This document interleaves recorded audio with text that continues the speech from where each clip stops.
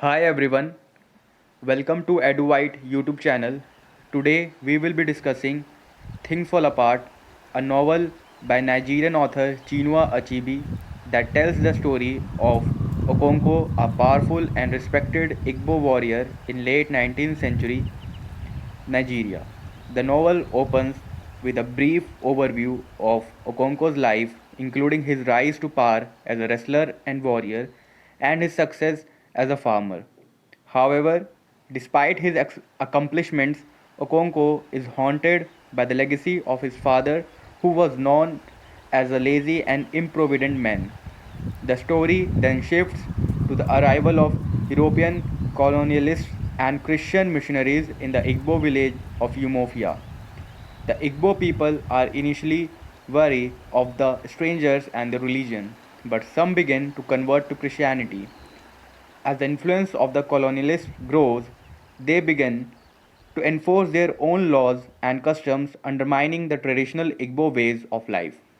Okonkwo resists the changes brought about by the colonialists and becomes increasingly frustrated as his status and power are challenged.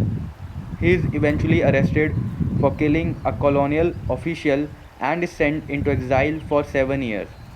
When he returns to Umofia, he finds that the village has been completely transformed and he is unable to adjust to the new ways of life. The novel ends with Okonkwo's suicide as he is unable to come to terms with the loss of his culture and power. The final chapter of the novel reflects on the themes of change and the impact of colonialism on African societies. Now, we will be discussing some of the major themes in Things Fall Apart. Number 1, colonialism and its impact on African culture and society. Number 2, the clash of cultures between the Western colonial powers and indigenous African societies. Number 3, the role of tradition, customs, and beliefs in shaping the identity of individuals and communities.